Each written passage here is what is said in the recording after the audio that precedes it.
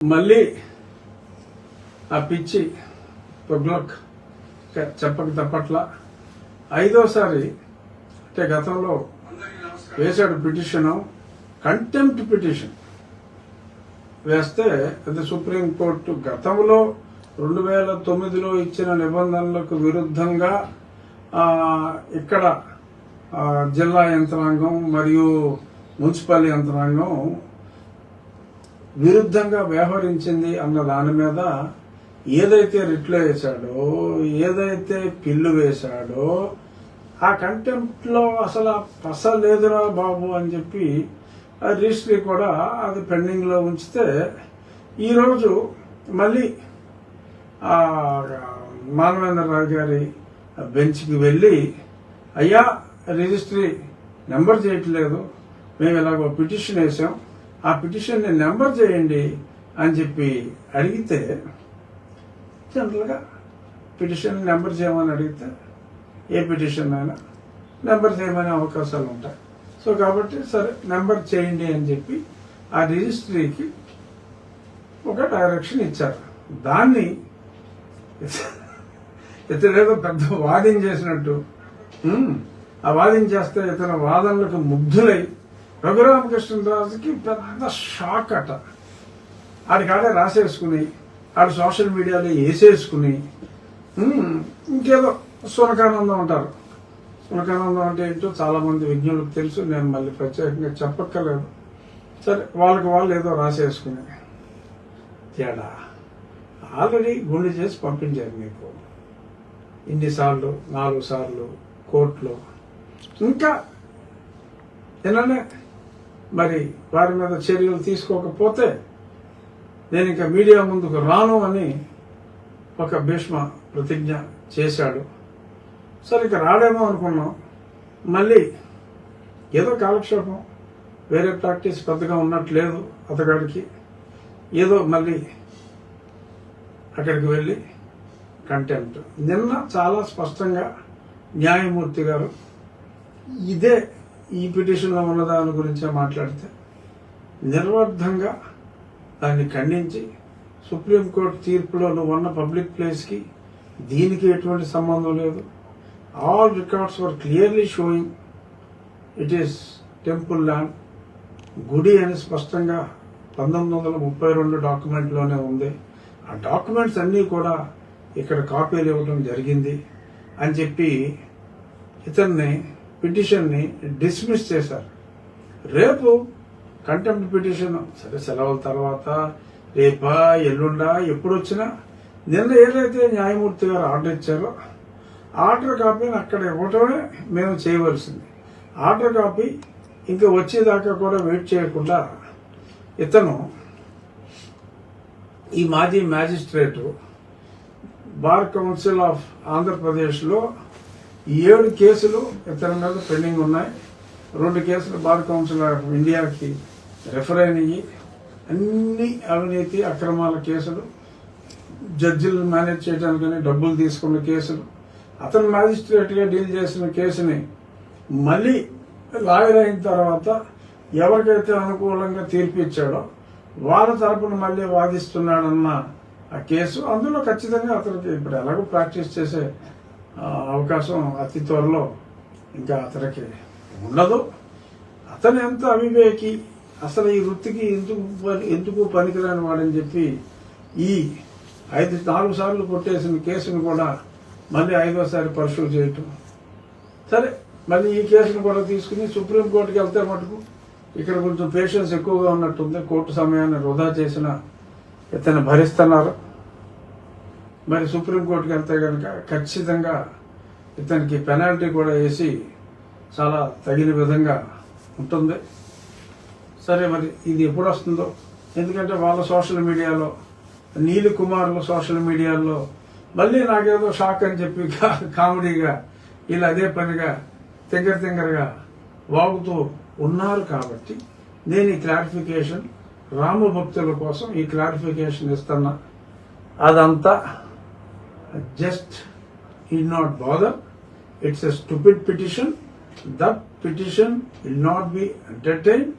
We are going to file ఏదైతే నిన్న న్యాయమూర్తి గారు ఇచ్చిన తీర్పు ప్రతి ఉందో అది వస్తుంది ఈరోజు బహుశా, లేకపోతే రేపు. ఆ తీర్పు ప్రతి అక్కడ ఇవ్వటం, దాంతో దేర్ ఇస్ నో కంటెంప్ట్. అన్ని అనుమతులు, అనుమతి ఇచ్చే అధికారం వాళ్ళకుంది. అతను ఏదో రాంగ్ వేరే ఆర్డర్ని అతను హెల్యూజినేషన్లో ఏదో ఊహించుకుని దాన్ని అదే పనిగా కోర్టు సమయాన్ని వృధా చేస్తున్నాడు తప్ప, సరే మనకు వచ్చే నష్టం ఉంది. అన్యమతస్థుడు, అతను దళిత క్రైస్తవులకి మన రామాలయం అంటే పడతలేదు. సో కాబట్టి అదే పనిగా పదే దాడి చేస్తున్నాడు. ఎన్ని దాడులైనా చేసుకోమా జడ, మీ నీలి కుమారులు ఎంతమంది, వాళ్ళకి ఇంకెంతమంది కలిసినా మా రామ భక్తుల ముందు మీకు పరాజయం పరాభవం రెండు తప్పవు అని చెప్పి మీకు మళ్ళీ తెలియజేస్తూ, ఎస్ గిరి గీసేసావు, ఇంకా ఎంతలాగా ఏమీ లేకుండా ఇన్నిసార్లు ఇసిపించేస్తా ఉంటే తిరిగి నేను కూడా రిటార్ట్ ఇవ్వాల్సిన అవసరం కల్పిస్తున్నావు. జడ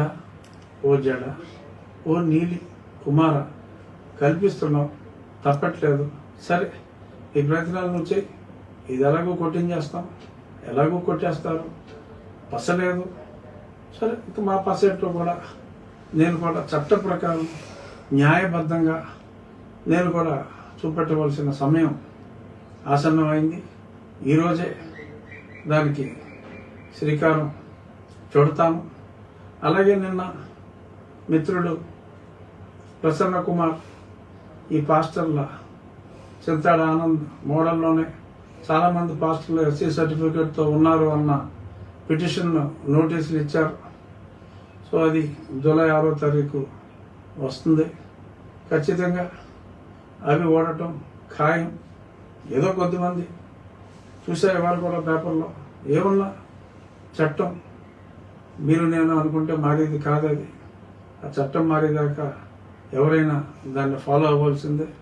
ఇక అందరూ కూడా కొందరు బట్టలు చింపేసుకుని స్వయం శక్తితో ఏ కులం పేరు ఎత్తకుండా, ఏ మతం పేరు ఎత్తకుండా అన్ని కులాలని అన్ని మతాలని గౌరవించే తమిళ హీరో విజయ్ చీఫ్ మినిస్టర్ అయితే, ఇక్కడ కొంతమంది మరి అతను మా దళితుడు అని చెప్పి బట్టలు చెప్పేసుకుంటున్నారు. అయ్యా, Vijay grand father took Christianity. He was a Catholic Christian. Jaganmohan Reddy గారి లాగా ప్రొటెస్టెంట్ కూడా కాదు. అతను దళిత జాతికి చెందినవాడు కాదు. వారి తాతలు వేలియార్ పిల్లై ల్యాండ్ లార్డ్స్, శ్రీలంక, తమిళనాడు ఆ ప్రాంతాల్లో ఎప్పటి నుంచో, ఎందుకంటే చోళ ఆ టైంలో ఈ పర్టికులర్ కమ్యూనిటీ శ్రీలంకలో కూడా ఉన్నారు. సో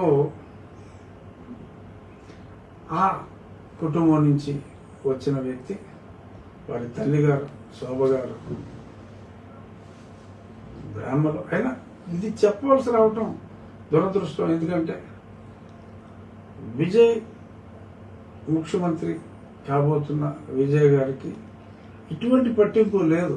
కానీ ఒక అబద్ధం పదే మీరు మాట్లాడి ఇప్పుడు ఓబీసీగా కేటగరైజ్ చేయబడింది ఆ పర్టికులర్ కమ్యూనిటీ. వాళ్ళ ఫాదర్ ఎస్ఐ చంద్రశేఖర్ కమ్యూనిటీ. ఆయన చక్కగా మరి ఆయన తండ్రి గారు మతం మారారు, ఈయన క్రిస్టియన్ మతం ఉన్నప్పటికీ ఆయన అన్ని మతాన్ని గౌరవిస్తూ చక్కగా బొట్టు పెట్టుకుంటాడు. విజయ్ కూడా మొన్ననే మరి తిరుచెందూరు గుడికి వెళ్ళి, అలాగే షిరిడి వెళ్ళి అన్ని దర్శనాలు చేసుకొని వచ్చి, ఏనాడు కూడా అతను ఏ మీటింగ్లో కూడా కులం గురించి కానీ మతం గురించి కానీ మాట్లాడని, ఎన్నికలలో ఇదేమీ మాట్లాడకుండా స్వచ్ఛందంగా ₹1 ధనం ఖర్చు పెట్టకుండా కేవలం ప్రజాభిమానంతో గెలిచిన వ్యక్తి విజయ్.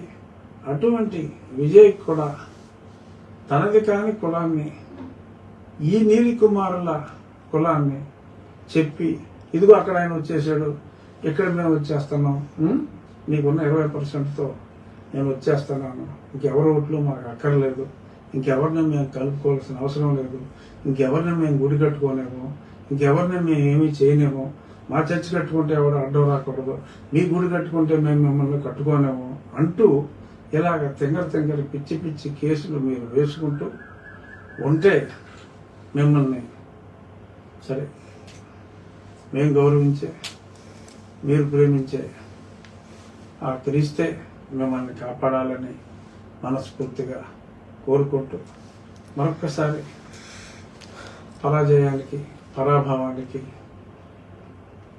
చెరువు కాబోతున్న జడ శ్రావణ్ కుమార్కు నా అడ్వాన్స్ సంతాపాన్ని తెలియచేస్తూ థ్యాంక్స్ అమ్మా. జడ మరింత ఉత్సాహాన్ని నింపుతున్న సంతోషం. ధన్యవాదాలు.